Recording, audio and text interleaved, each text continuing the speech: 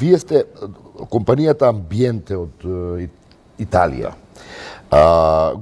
Го доби концесијата да работи по доста сомнителни услови. Морам да признам, барем тоа го покажаат истражувањата.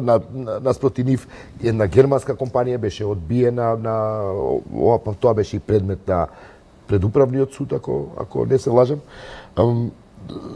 Има ли инвестиција од страна на италијаните во подобрување на стандардите според кои работи една депонија која покрива поголема површина, еден град од не знаеме колку точно нема попис, но претпоставуваме 800.000 жители, зошто нема инвестиции во современа технологија за да и се оттргнат сите овие сомнежи за тоа дека Дрисла е еден од главните генератори на загадување? За жал морам сега да го посочам управниот суд. Управниот суд е генератор на ова што се случи до ден денеска. Управниот суд игра еден пинг-понг. Прв степен, втор степен, прв степен, втор степен и ние за жал работејќи по жалбата на германската компанија. Германска, италијанска и ние сега јас сум вајда убеден дека слушајќи го и градоначалникот нели деновиве, дека конечно ќе се стави точка. Ја би бил среќен да се стави точка и да почне инвестицијскиот циклус кој го ветија италијаните. Во случај да има некаква друга измена и тие и другава страна нели има своја временска рамка со инвестицијски циклус кој треба да започне. Вака најголеми губитници сме ние кои работиме на Дрисла бидејќи немаме нова технологија. Така работиме со она што сме го затекле од 94-та. Ние сме Кога е последната инвестиција направена во Дрисла? Последната инвестиција. Не, видите, последната инвестиција ние инвестираме, а му реинвестираме, ги реинвестираме нашиве добивки. Значи, италијаните парите кои ќе ги направиме овде ние како добивка, сите тие се минатата година сме направиле минатата зборам за 2017. Околу €1.000.000 добивка, таа добивка е реинвестирана. Шо во машини, шо во филтер, шо во опрема, значи ние реинвестираме. Но она што го викаме Дрисла е далеку од она што треба. Од депонија по стандарди на Европската унија. Тоа ќе ти исправам фабрика. Да. Ние како депонија можам да ви уверам слободно, на овие балкански простори сме една од подобрите депонии. Јас кога дојдов 2009 година, 35 хектари беа отворени. Знаете колка е површина 35 хектари? Не смрдеше до Драчево, до Зелениково смрдеше. И луѓето беа во право. Сега ниту смрди.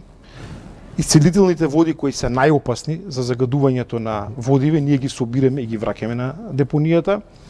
Проблемот со загадувањето како така го решивме, иако е стара технологијата, направивме што ја многу пати се зафркавам на моја сметка, на стара баба направивме ќе ја жениме сега.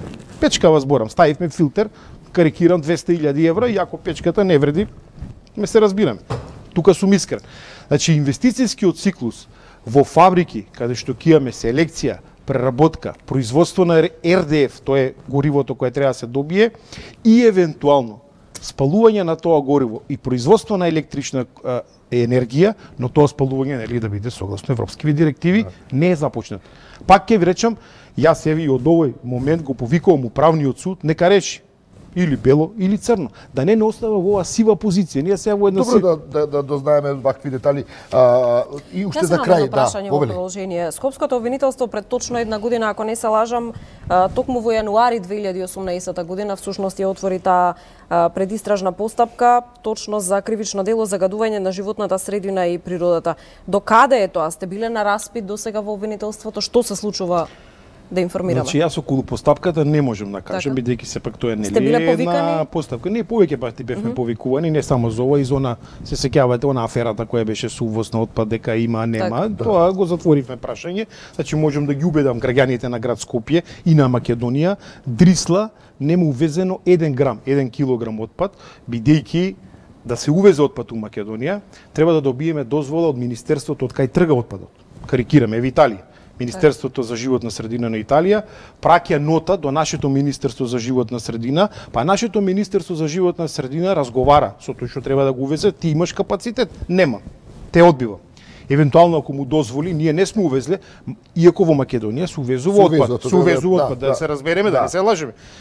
И царината, на крај, царинската управа, нели има царинска декларација, има листови таму, постојат записи, постојат документи. Така да увозот на отпад нема. Тоа. Да, и одговорите. Да се навратиме не на можам тоа да за кажам, распитите. видете, прашањето ќе мора да разговарате со обвинителството. Јас не можам да ви одговорам на тоа прашање. Јас се надам дека ќе го затворат, бидејќи ние мерењата после тоа, кои ги правиме мерењата на печката, сите мерења се во рамките на дозволените граници. Сите мерења. Дури и нашата постројка кога го мери амбиенталниот воздух и останати параметри кои се на депонијата Дрисла покажуваат екстремно добри резултати. Ние, да кажеме, за декември ќе ви кажам, сме имале на 7 и на 27 декември максимални гранични вредности на PM10 частичките кои се 80. Во Драчево, во тој момент, на тие датуми се под 50-60. Значи, сакам да ви кажам, нема некој флуид кој што и тој загаден воздух во тие временски периоди ние знаеме што е, не од печката, него од камионите. Ние имаме дневна фреквенција на 250 камиони.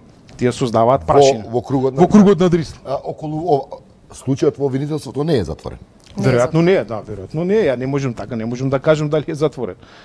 Ќе мора да разговарате со обвинителот. Вие би требало да ги повикате обвинителството да го затвори, бидејќи тоа некако го нарушува кредибилитетот и на она што го работите, и на ова што вечерва го зборувате. Така е. Се согласувам со вас, но ние случајот не започна, да кажеме, на наше барање, обвинителството по допрен глас отпочна постапка, така.